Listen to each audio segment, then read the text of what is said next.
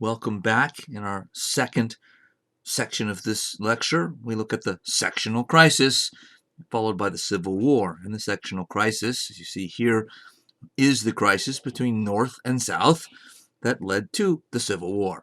Of course, this crisis, political conflict lasting a number of decades, was primarily over slavery, not completely, but primarily. So the sectional crisis, which we could see as the causes of the Civil War, the events leading to the Civil War, and then the war itself. As Professor Bentley says, I'd like to start with him. If and when I can, opponents of slavery dreamed that the institution, slavery, would die a natural death with the decline of tobacco cultivation. Their hopes faded, however, with the invigoration of the slave system by the rise of cotton as a cash crop in the early 19th century, followed by westward expansion, which we've talked about already. More on that in a minute, too. The U.S. slave population rose sharply from 500,000 in 1770 to almost 2 million in 1820. As the numbers of slaves grew, anti-slavery forces fought to limit the spread of slavery to new territories. This is what I was going to get back to with regard to the West. Remember, maybe you don't, in an earlier slide, earlier in the lecture, I talked about how the West had something to do with the sectional crisis and the advent of the Civil War. The reason being that if you look at this map, everything sort of west of the pink area, it's in the upper right, everything west or to the left of that, sort of the left half of the map, was Western territory that weren't states yet, but were likely to be, or slated to be states in the future. Every time a new territory applied for statehood, there was a process to qualify to go from being a territory to a state, like Kansas, Nebraska, Missouri, which is a little bit right of the center line there, New Mexico, California, etc., Texas. The same issue came up over and over and over again. And that issue was, should slavery be allowed in this new state? And of course, all of the political leaders from the northern states, which you see in pink, said no, it should be excluded every time and everywhere that it tries to expand into a new territory, becoming a state. And all of the southern states, which you see in kind of gray or brown below, which were slave states, where slavery still existed, of course, said yes, slavery should be allowed into Kansas and Nebraska and New Mexico and all the other western territories. So the battleground for the politics of slavery and the attempt to slow it down or stop it from expanding was the West. So much of the sectional crisis took place in the western states. And the first of those was this one, Missouri, and the famous Missouri Compromise that was sort of the result. 1820 is sort of picking one of a number of dates. Really, this all kind of happened over about a 2-year period between 1819 and 1821. And for decades before this, say all the way back to the beginnings of the Republic, at least under the Constitution in 1789, for those 30 years, roughly, between 1789 and 1820, there'd been a relative silence over slavery, as it says on the screen here, meaning that both North and South leaders in both parties in Congress and other places recognized that the elephant in the room was slavery. It's the thing that everybody knew was a huge problem, but they basically agreed to avoid the problem because everyone also knew that slavery was the one issue that could surely tear the country apart and maybe forever, that the country could disintegrate with conflict over slavery. So it wasn't a written agreement. It wasn't even really a talked about agreement. They just all knew that that was the one subject that if they brought up, the whole country could explode in this still relatively new experiment in Republican democracy might fail. This was the first event, the Missouri Compromise, that sort of took the genie out of the bottle, not to be put back afterwards. After Missouri, it wasn't possible to maintain the silence any longer. It was actually increasingly verbalized. Both pro and anti-slavery forces, increasingly talking, yelling, debating in shrill tones at each other, literally and figuratively. So the compromise came about when Missouri, in this year, right, or 1819, applied for statehood. And right away, there's a debate, a conflict politically over whether or not Missouri is going to enter as a slave or a free state. And just to make it sort of more dramatic and a bigger problem to solve, and to add another issue to this, and if you look at the map there, you can even count them, but there was the exact same number of free states on the top there as there are slave states on the bottom, which meant that whichever way Missouri went, it would give either North or South 2 more senators to vote, in favor of their section, North or South, with regard to slavery questions. So this put even sort of more pressure into the whole episode. The political leader who sort of put together the compromise, it's now famous, was Henry Clay of Kentucky, a Southerner, and someone who owned slaves in his life, but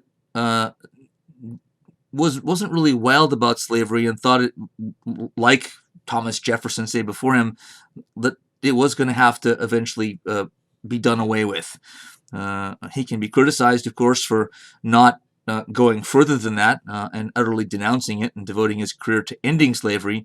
Nonetheless, he did put together this and a number of the other compromises, some of which we won't even talk about here for reasons of time, that kept the Union together, North and South together, at least for long enough for, and he didn't know it, of course, at the time, for Abraham Lincoln to come around and for the North eventually to overtake the South and get their way and end slavery, albeit through a long, bloody war.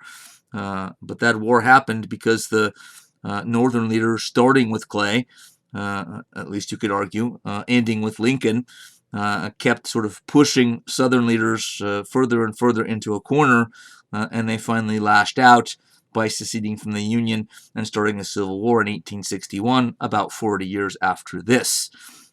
One source says, talking about Henry Clay, the political will and parliamentary skill of the compromisers, most conspicuously Clay, finally broke the impasse, meaning there was sort of a log jam about what to do about this. Clay chose reliably pro-compromise members of the conference committee. It was a committee put together to solve this issue, and under what circumstances is Missouri going to be allowed into the Union with regard to slavery. Clay knew that he could never get a majority in the House. He was a congressman, one of the premier congressmen of the entire era, if he presented his compromise in a single bill. So the House considered Missouri statehood and the 3630 questions separately. The House agreed by a mere 3 votes to remove its slavery restriction provision, which meant allowing slavery to go forward and to exist permanently in Missouri. James Monroe, the president at the time, signed the Missouri statehood bill.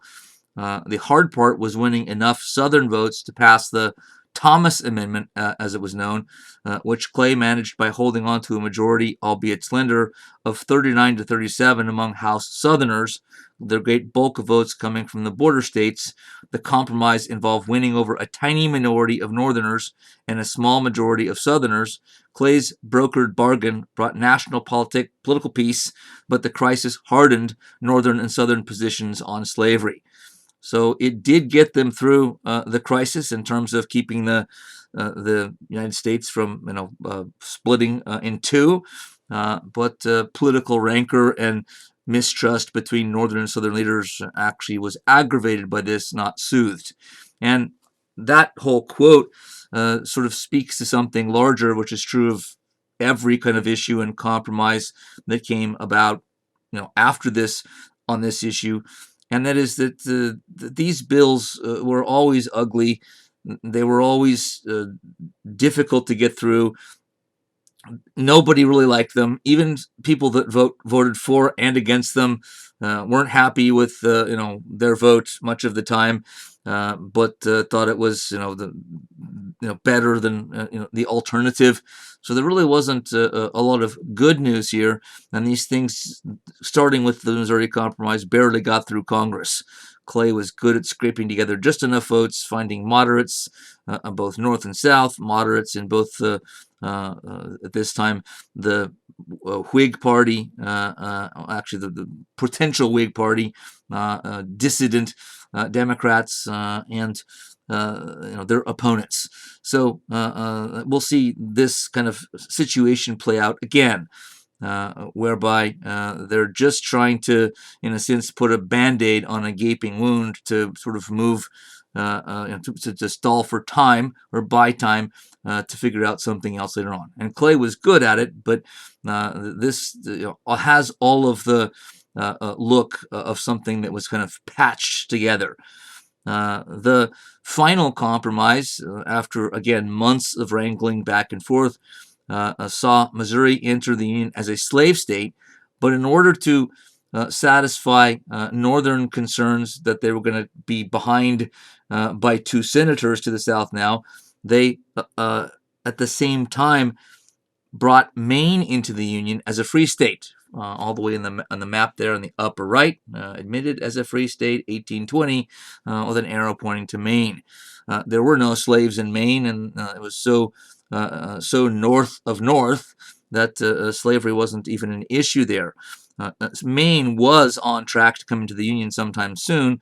They fast-tracked it a little bit so that the number of senators would be increased by 2 from the south and 2 in the north. So the delicate balance between number of southern slave states and the number of northern free states stayed even.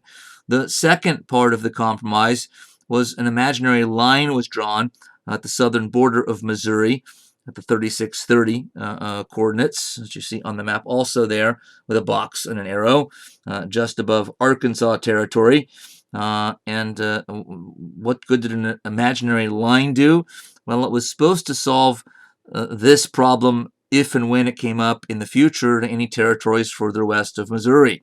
So the rule established here was that if a future territory applies for statehood, if it's north of the line, it automatically comes into the Union as a free state.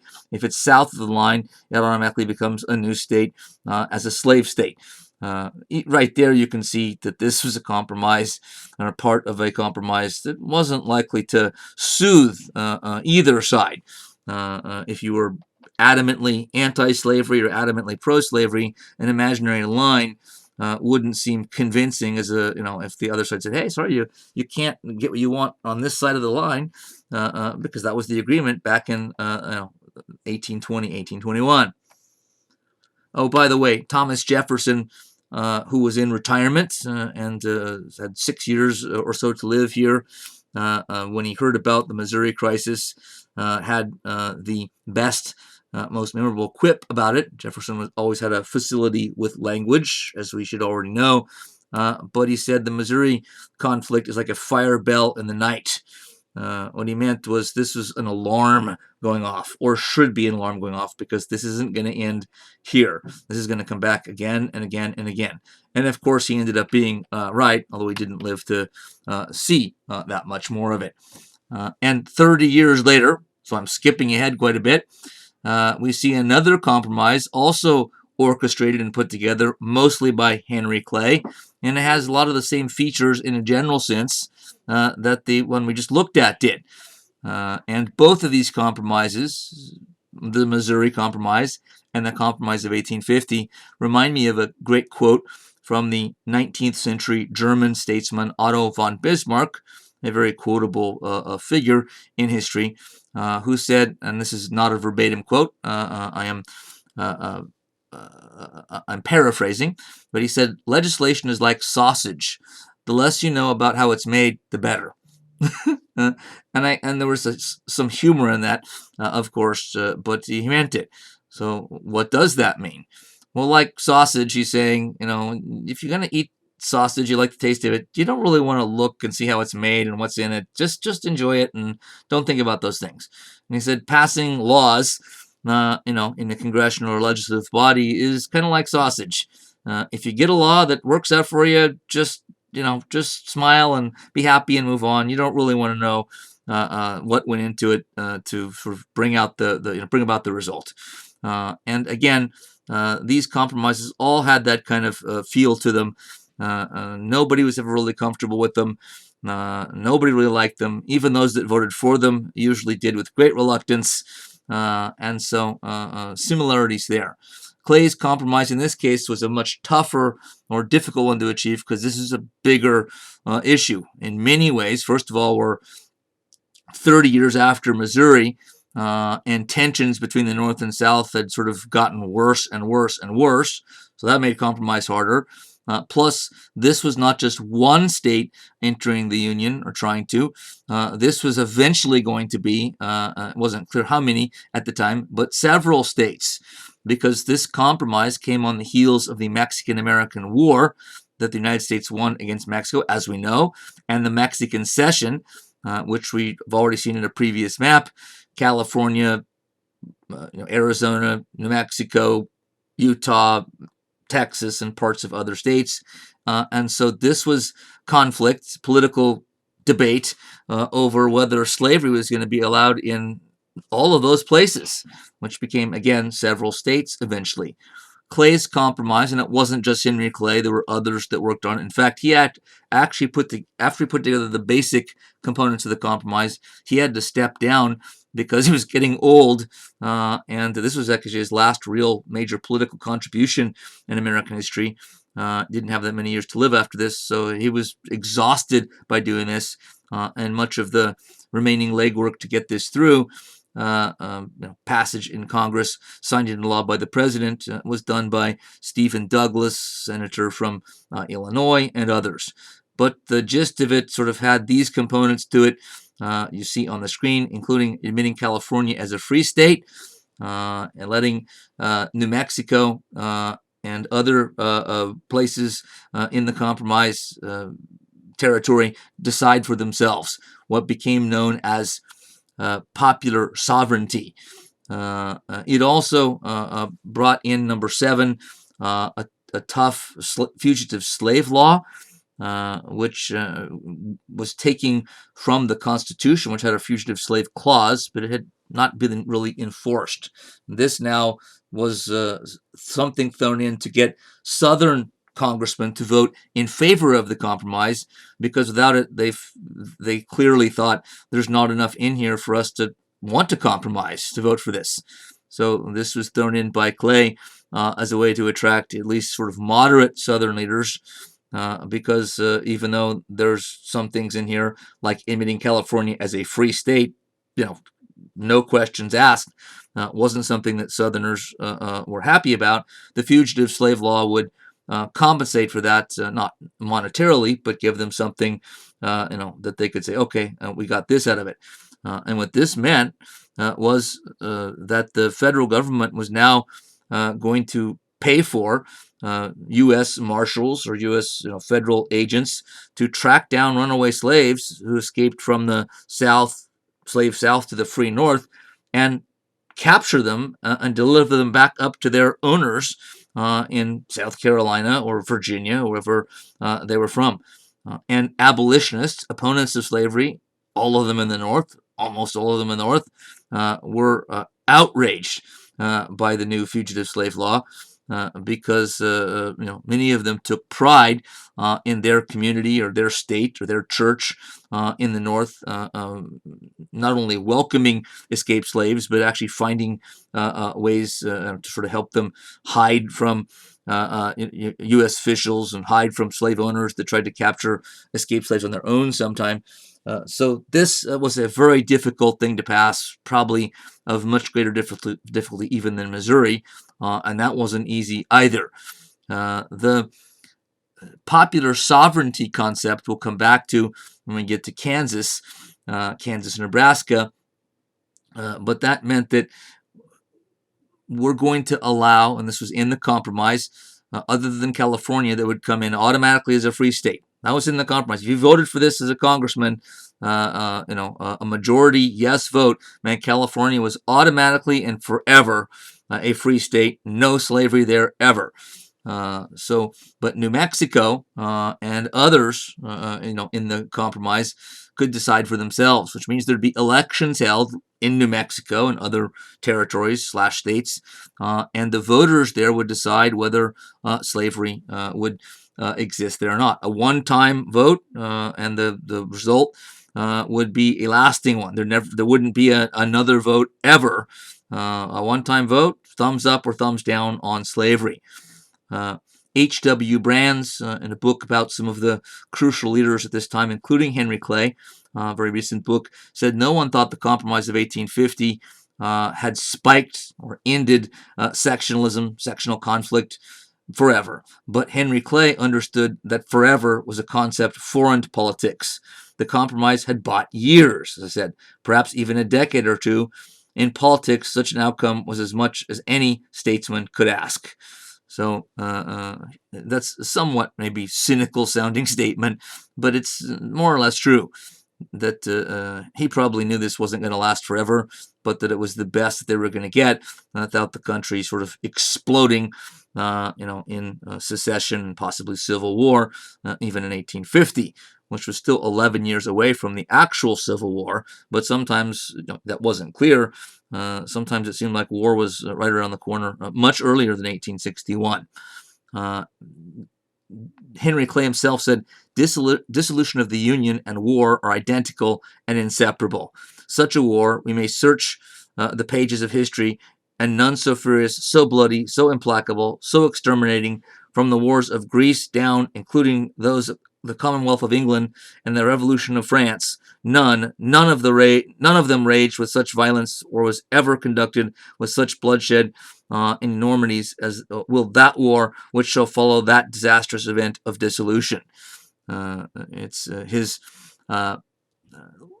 language here is sort of very 19th century and sort of hard for a modern reader to kind of take in. But what he's saying is that if this country goes into a civil war over slavery, it's going to be worse than the French Revolution. It's going to be worse than any revolution that we can think of in world history, which may have been an exaggeration, although he, of course, didn't know. But when the war came, as we'll see, anywhere from 600 to 700,000 Americans were killed in the Civil War. Keep in mind that both sides, North and South, were Americans. Nonetheless, that's a gigantic war. It's the largest in terms of loss of life in American history, larger than World War II, actually by far. So he ended up not being wrong about this, that this is going to be so bloody, so exterminating, an enormous amount of violence. The Kansas-Nebraska Act, 4 years after the Compromise of 1850, came this turning point event. This event may have been the one that really put the country kind of on a fast track to war, though it still took 6 or 7 years after this. This is part of an effort by the already mentioned Illinois Senator Stephen Douglas, one of the power brokers in the United States Senate, to galvanize his fellow Democrats, who by this time were opposed by the Whig Party, the party that stepped in for the now defunct Federalist Party. The issue here that Stephen Douglas was dealing with was the organization of Nebraska, what eventually became 2 states, Kansas and Nebraska both. But he was interested in a Pacific Railroad bill, getting a transcontinental railroad built. And he wanted it to be, he thought it would go right through the sort of Kansas and Nebraska area. And so he was concerned about Western development. So the Kansas-Nebraska Act started as an attempt at kind of economic infrastructure. A homestead bill meant that they were also trying to lure and induce settlers to move further and further west by giving them free land or cheap land. The bill, in the end, admitted Nebraska territory as free and kept Kansas open to that concept we talked about known as popular sovereignty. Which Douglas went on to defend and promote, not just here, but over the next several years before the war began. It effectively repealed the Missouri Compromise from now 33, 34 years before, since Kansas was north of the line. Remember that imaginary line, both Kansas and Nebraska were north of the line. Nebraska was coming in as a free state, as it should, if they were to live up to the Missouri Agreement, but not Kansas. So opening Kansas up to a vote, a one-time only vote of the citizenry, violated the terms of the Missouri Compromise. Michael Holt, in a book about this decade of conflict in the United States, the sectional conflict, said had been this whole thing has been shaped largely by the divergent intentions of politicians who had specifically partisan and not sectional goals in mind, who saw the bill as a chance to revive the flagging two-party system by creating a new issue that Whigs and Democrats could once again fight about on party lines, made a serious miscalculation. So some people pushing this bill, some of the congressmen, thought that this was a way to get away from the sectional crisis and focus attention on economic issues like a railroad bill, homestead bill to increase migration to the west, and it didn't work out that way. So the act permanently severed northern and southern wings of the party, of both parties actually, and eventually obliterated what remained of the parties in the South.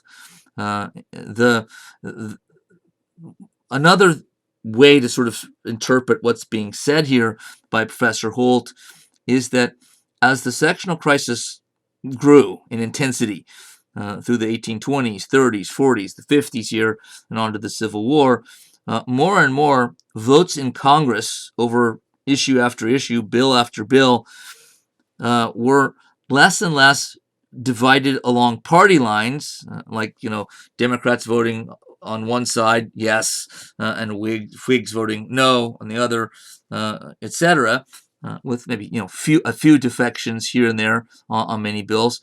But that's happening less and less, and as time goes on, you see more and more of the sort of yays and nays, not split based on the two political parties, but split on North and South. So that on a particular bill, whatever it may be about, you'd see the yes votes come from Northern Whigs and Northern Democrats, and the no votes come from Southern Whigs and Southern Democrats. So section of the country, North or South, is becoming more important in deciding issues than party. And that was seen as a disaster by party leaders in both parties, including Henry Clay, because he saw this coming even before Kansas-Nebraska. Politicians in the Democratic Party like Martin Van Buren, who understood this also before this particular issue. It set off, by the way, a semi-civil war in Kansas, and became known as Bleeding Kansas. I'm going to leave Lincoln off the screen there until I get to him. In fact, let's just go back to this one for a second. So Kansas and Nebraska destroyed the Whig Party for all intents and purposes. It basically went out of business. The Democratic Party could have been destroyed by this, but they managed to weather the storm. So now there's kind of a hole in the political system because it's not a two-party system after Kansas-Nebraska.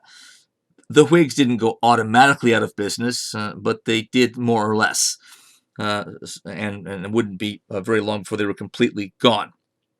So there's going to be a need for a new, second party in our two-party system. But Kansas and Nebraska proved very divisive indeed.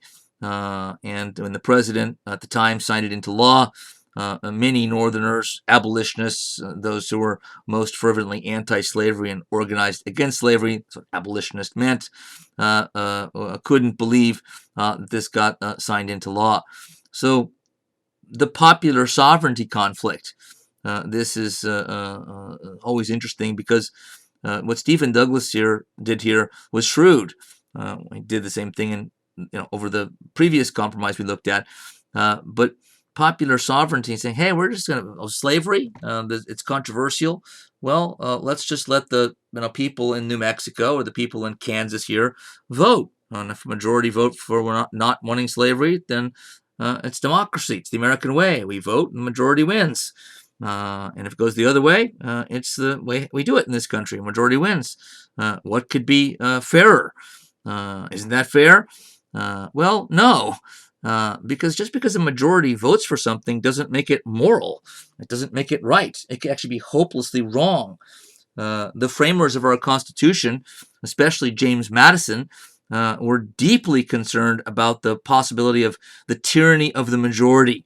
That majorities can sometimes be brutal, vicious, cruel, and just flat out immoral and unjust. Who popped up to tell Douglas and other supporters of popular sovereignty that it was totally immoral? This guy, Abraham Lincoln. And Lincoln had been a politician from Illinois.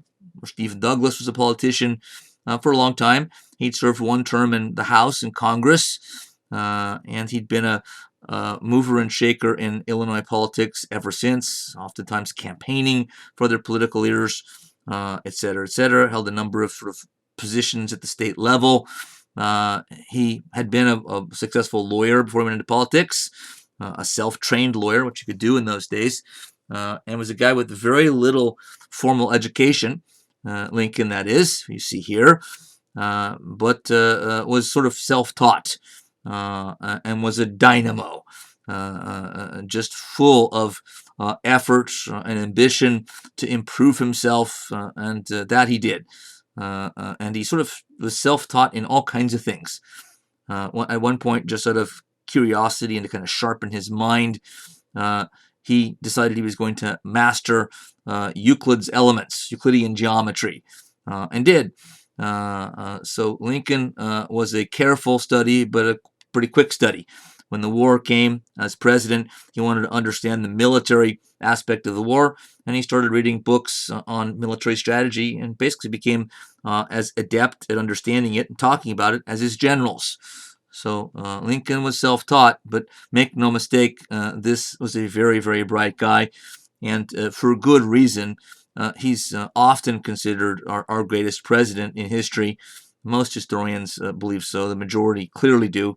And even those that maybe don't, almost all of them would put him in the top 2 or 3. Some would put George Washington first. There might be some that think of Franklin Roosevelt as the greatest president. Those are the 3 guys that are kind of always somewhere near the top when they're rated. Not that we have to rate them. Americans love to make top 10 lists and things.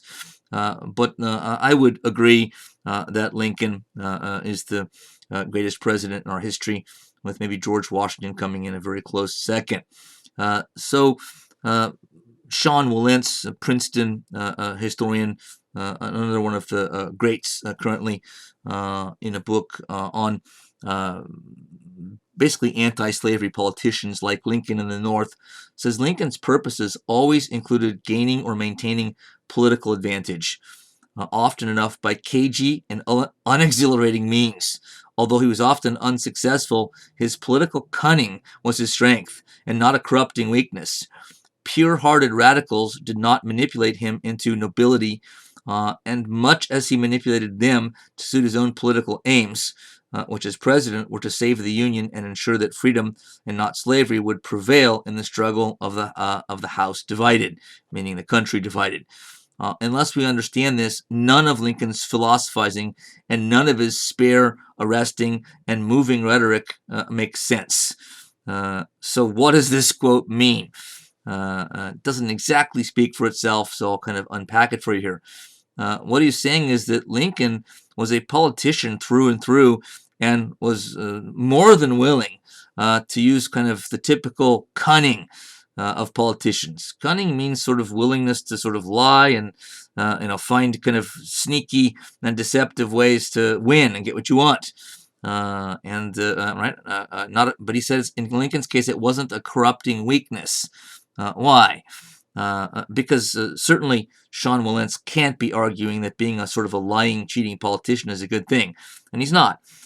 He's saying Lincoln did just enough of that, though it may have even been dangerous to to flirt with lying and such. But he did just enough of it to sort of or win. He believed there was sort of a larger goal of great importance, of moral value, like the need to end slavery. So over those kind of issues, he thought sometimes we're going to have to break a few rules in order to defeat slavery. And he wasn't above doing it.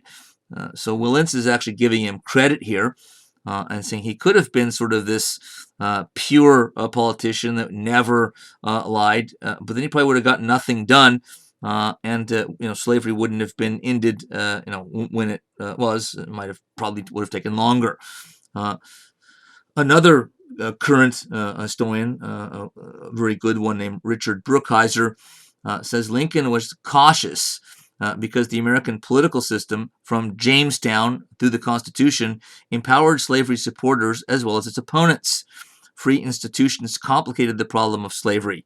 Republicans were by definition not Quakers or Garrisonian purists. Garrisonian was a radical abolitionist. They had chosen the path of politics, which had its pitfalls, and saw the need to navigate around them. So this is saying something similar to the other quote, but that Lincoln respected law and order. He was a lawyer and believed in the Constitution. He really believed in the Constitution. He sung the praises of the Declaration of Independence and the Constitution itself all the time, and the founders and the framers. And he believed as president, it was his job to defend the Constitution and not go outside or around the Constitution. And because he believed the Constitution had given the slave-owning South rights, that you couldn't just go and easily just say, okay, slavery is over, or making it illegal. He believed it had to be done within the political process and within the constitutional structure. And that's what he was intent on doing, and that's what he ultimately did. And he's being criticized, understandably, it depends on your viewpoint, for taking kind of the gradual approach to ending slavery. And some would say, and do say, that if he'd been more aggressive and shown less respect for slaveholders, why should we respect them? Then slavery could have been ended earlier, so he went too slow. Fair enough, it's a reasonable criticism, but the other side says that the problem with that is that had he gone faster and just sort of ripped slavery away, or tried to, if it would have failed, slavery could have been around for much, much longer than it was. So Lincoln went slowly, according to the other viewpoint. Lincoln went slowly, but each time he sort of gained a step in the right direction, he was able to hold his ground solidly, so that he put together an anti-slavery politics which moved gradually, but moved steadily and kind of surely in the right direction. Or a more radical approach would be more risky. It might end slavery quicker, but it could actually totally collapse, and then you're back to square one. Lincoln was elected president in 1860. He had actually quit politics before the Kansas-Nebraska Act, a few years before that, but Kansas-Nebraska stimulated him and made him angry at the slave South and those that pushed the act through, angry at Stephen Douglas, and he went back into politics because of it. At least so he said.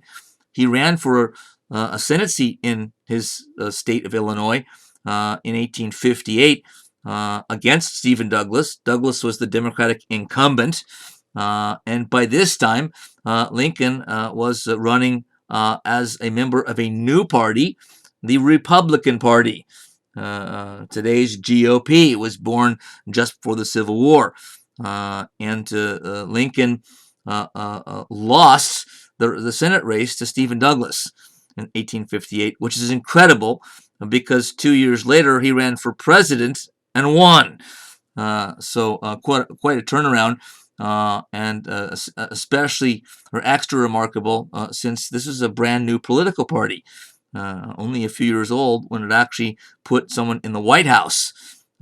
So it was a meteoric rise for the Republican Party and for Lincoln.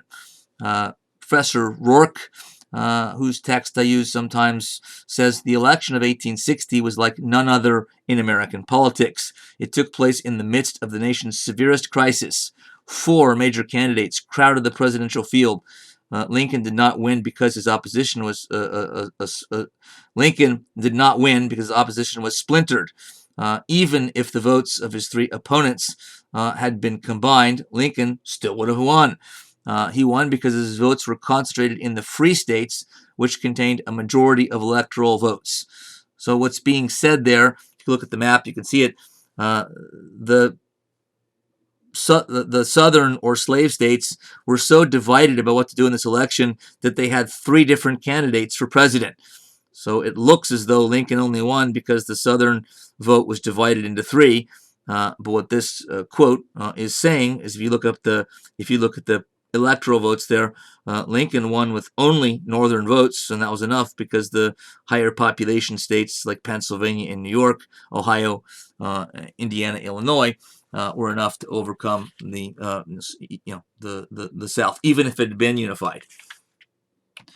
But the southern states and southern congressmen and leaders believed that Lincoln's election was sort of the final straw.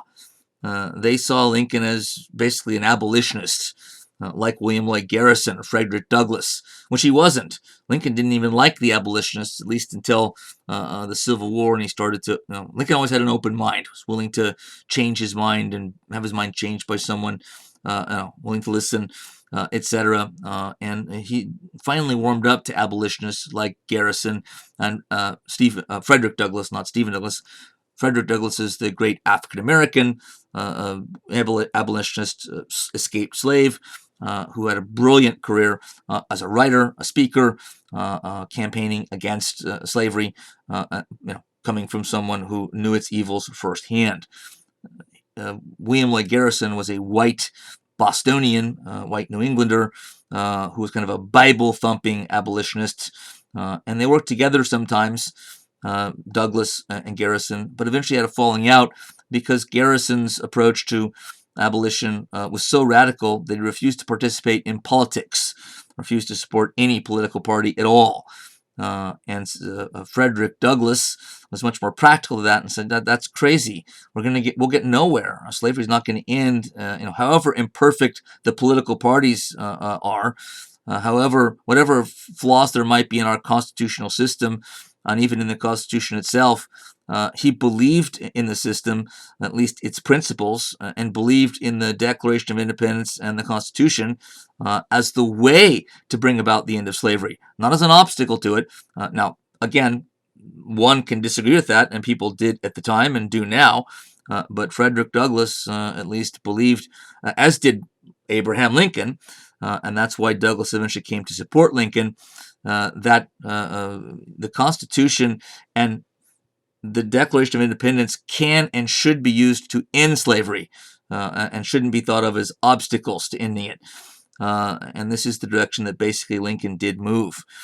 In his first inaugural address, he knew the southern states were close to seceding from the Union, meaning, again, I said it was the last straw for them. So they were basically saying, we're done. We've tried to compromise. We've tried to figure out a way to coexist with the non-slave North, and it's not working. So we're going to go our own ways. We're going to permanently separate from the United States, secede from the Union, form our own country, which they eventually did, the Confederate States of America. But Lincoln was trying, to avoid that. He said in the first inaugural, as you see here, we are not enemies, but friends. We must not be enemies.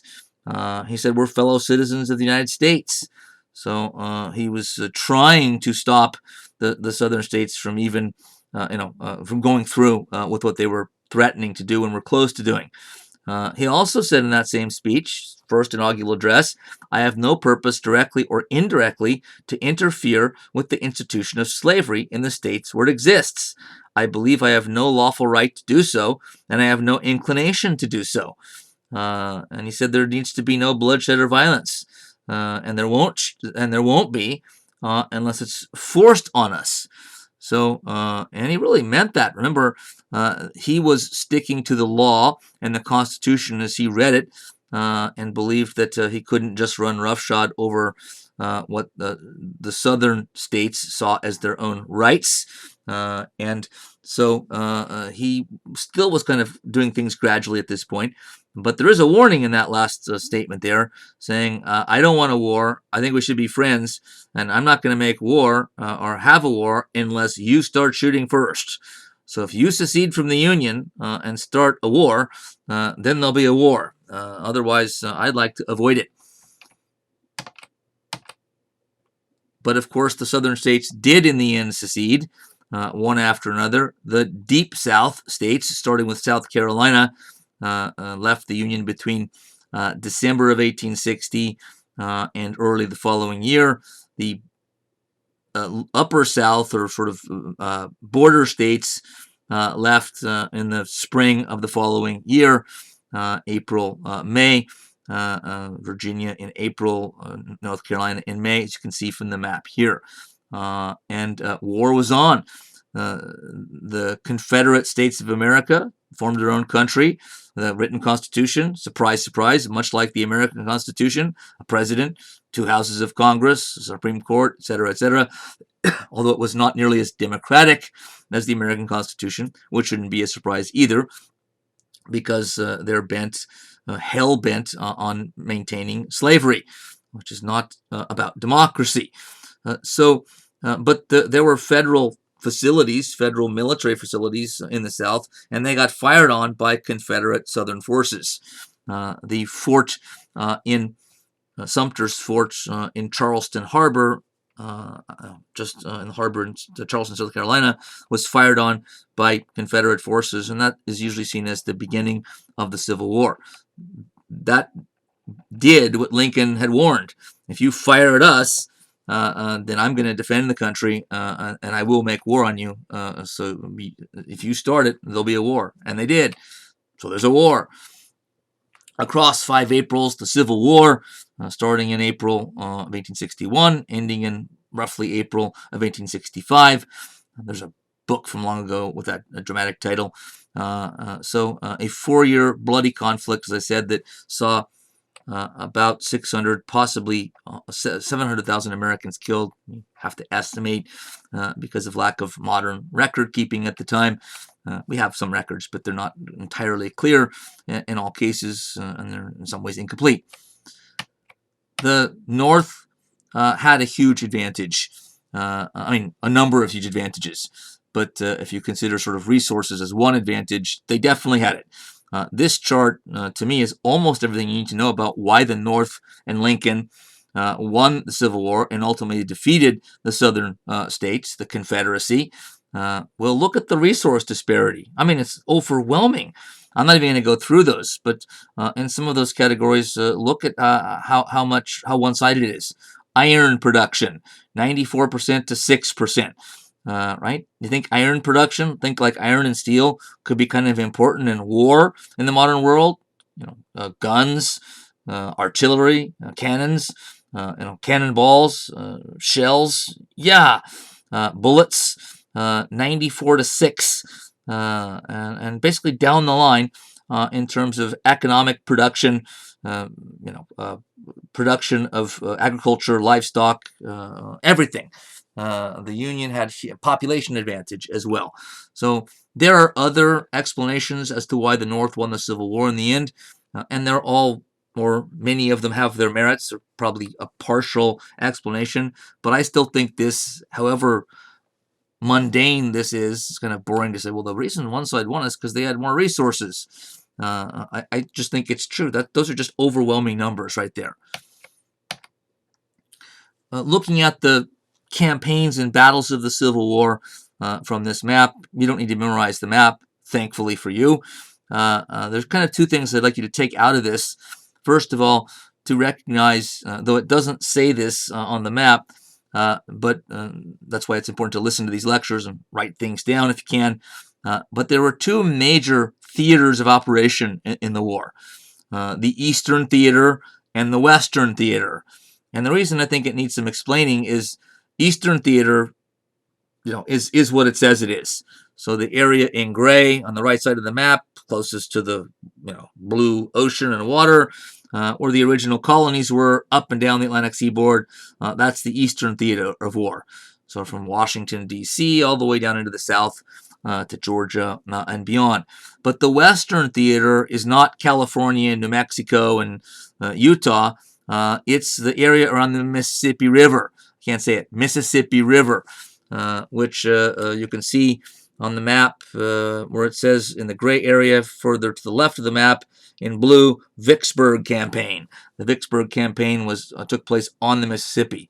So that's squiggly on a blue or purple line going north to south, up and down with Vicksburg in the middle. That's the Mississippi.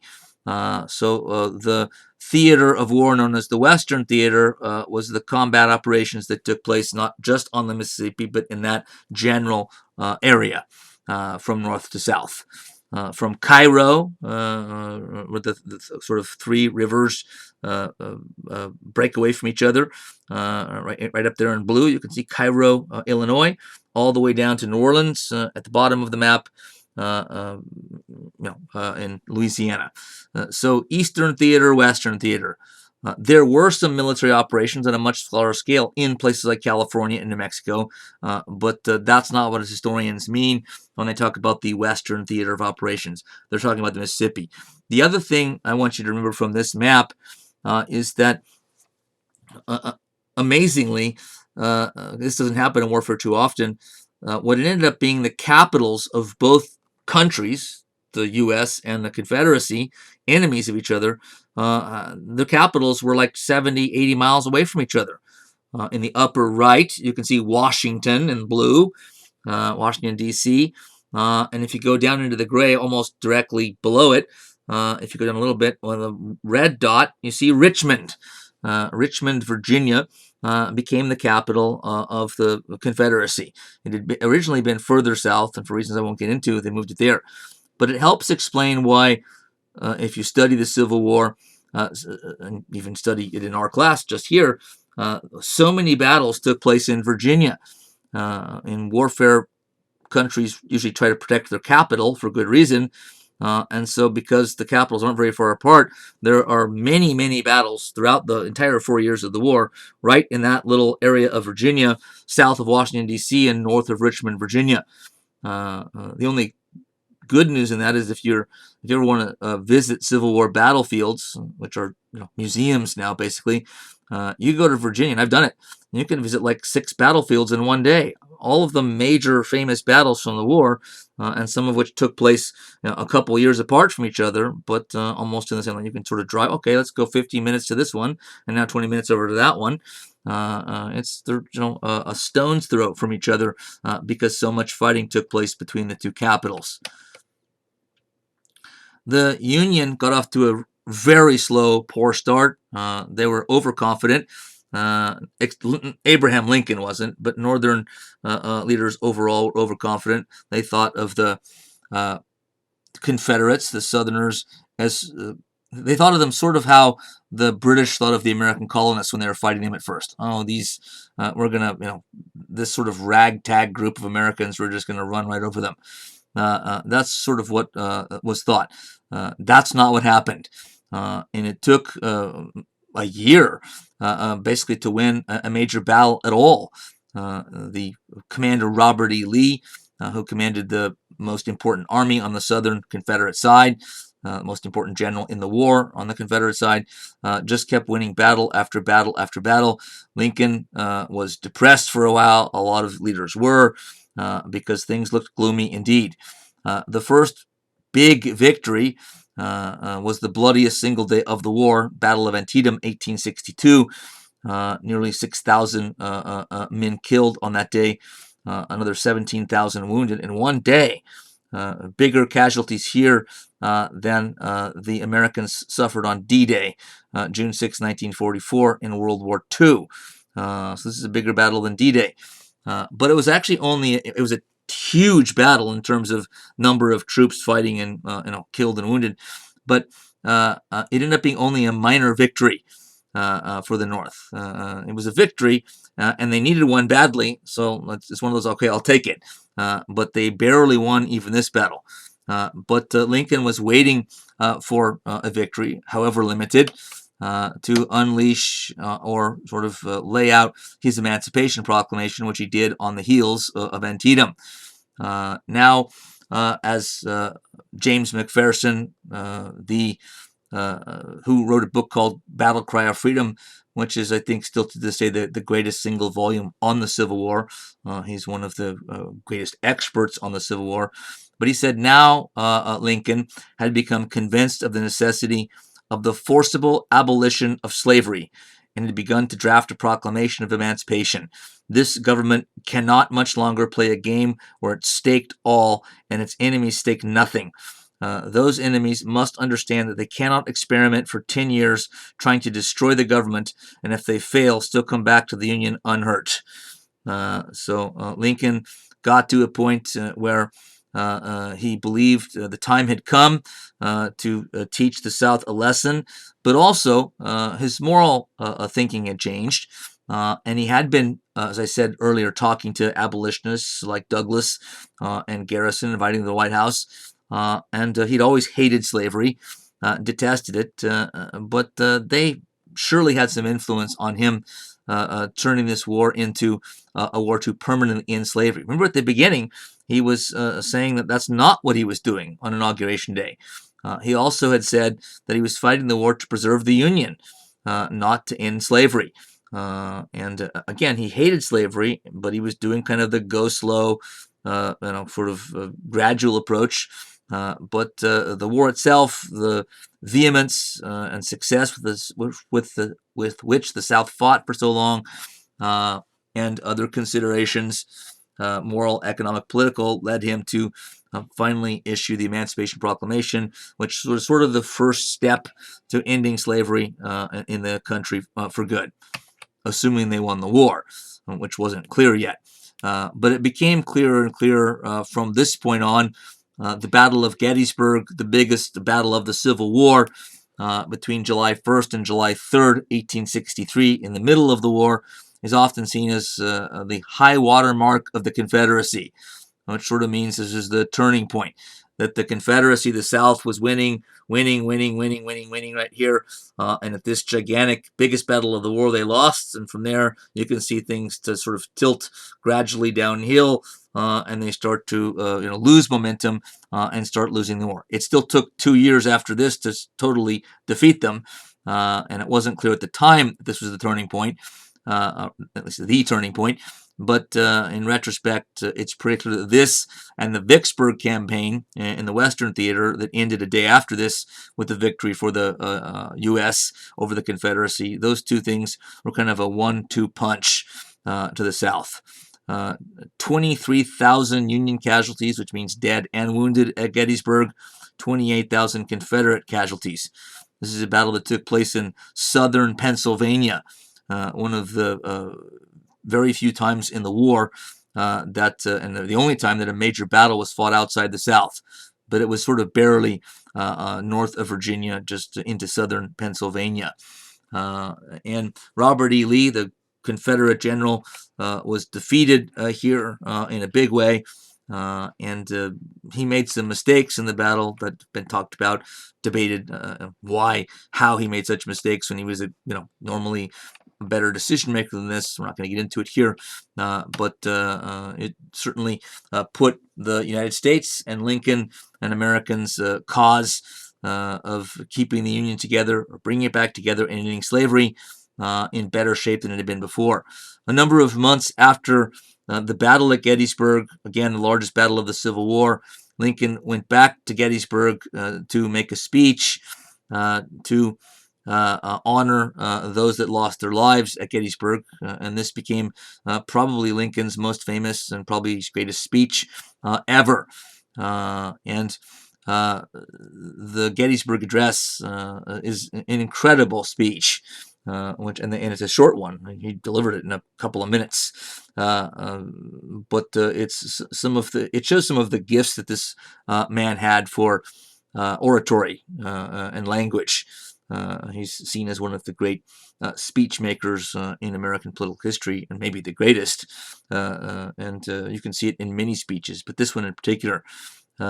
He says, among other things, the brave men, living and dead, who struggled here have consecrated it, meaning this sort of hallowed ground, far above our poor power to add or detract. The world will little note nor long remember what we say here, but it can never forget what they did here. It is for us, the living, rather, to be dedicated here to the unfinished work which they who fought here have thus far so nobly advanced. It is rather for us to be here dedicated to the great task remaining before us, that from these honored dead we take increased devotion to that cause for which they gave the last full measure of devotion, that we here highly resolve that these dead shall not have died in vain, that this nation under God shall have a new birth of freedom, and that government of the people, by the people, for the people, shall not perish from the earth. Those are stirring words. I have to say, every time I read those words, it's hard for me even to get all the way through it. Incredible. And new birth of freedom has become kind of a famous phrase, and he was, in fact, referring to the end of slavery. We're honoring the dead here, but they didn't die in vain, because we're going to go on and win the war and end slavery, which of course they did. Towards the end of the war, actually just months before it ended, Lincoln pushed through the 13th Amendment through the House of Representatives, which is only one step in the process. So the 13th Amendment, which not only ended slavery on the battlefield, in politics and life, it ended it in the Constitution. It added an amendment that made slavery unconstitutional. So it was another, maybe the last nail in the coffin for slavery. And for that reason, he believed it was important to get this done, and to get it done soon. He didn't want to wait till after the war was over to at least get this stage done, which is getting it to pass the House of Representatives. There's a movie called Lincoln, not the vampire one. That one's entertaining too, but this one that I took the pictures from. So that's not like actually Lincoln. That's Daniel Day-Lewis, of course. But the movie teaches you a lot about Lincoln as a person, what kind of a president and leader he was, what kind of personality he had. But the events take place over just a number of weeks, and it's all about the attempt, successful in the end, to push the 13th Amendment successfully through the House. You can see sort of a crazy House on the left, congressmen from North and South arguing with each other. As Richard Brookhiser, who I've quoted before, said, Lincoln lobbied to pass the 13th Amendment, meaning he worked on congressmen to get them to vote in favor. He used persuasion, calling on former Whigs to honor the spirit of Henry Clay. Clay, the master legislator, like deal maker, compromise guy, or Clay, the lover of freedom. There was little to no difference, or there was no difference now, since both qualities pulled in the same direction. He used more tangible inducements too. One congressman who changed his vote became ambassador to Denmark. The point being that Lincoln, as we've already said, was willing to sort of, do some things, outside of protocol, outside of what was usually considered acceptable in politics, because he realized that this was sort of a once in a lifetime, one of the most important things he would ever do. So he did whatever it took to round up votes to end slavery in the Constitution, to put a permanent end to slavery. David Donald, possibly the most famous biographer of Lincoln ever, says conclusions about the president's role in passage of this amendment rested on gossip and later recollections, like those of Thaddeus Stevens, a fellow Republican congressman, who remarked, "The greatest measure of the 19th century was passed by corruption, aided and abetted by the purest man in America." He's saying this guy did a lot of corrupt stuff to get this thing passed. He's still the purest guy in America because he was fighting for a very important moral cause. So Lincoln, the politician, wheeling and dealing, using chicanery,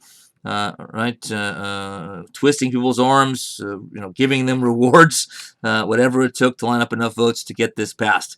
And eventually he did, and it did go on, of course, to become ratified by the states and is part of the Constitution to this day.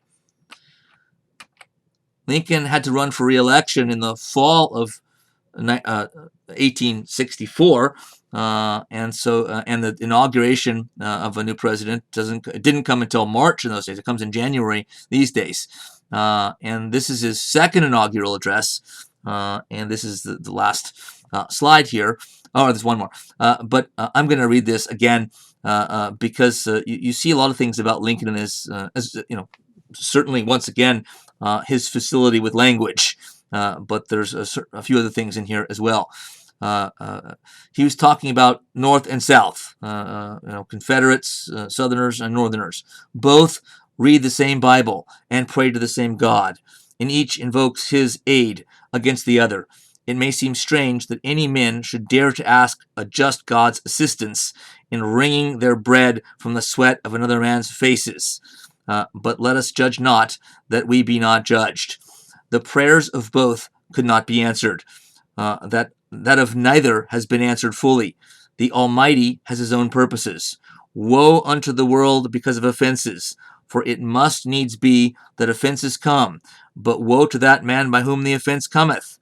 If we shall suppose that American slavery is one of those offenses, which in the providence of God must needs come, but which having continued through his appointed time, he now wills to remove, and that he gives to both North and South this terrible war, as the woe due to those by whom the offense came, shall we discern therein any departure from those divine attributes which the believers in a living God always ascribe to him? Fondly do we hope, fervently do we pray, that this mighty scourge of war may speedily pass away.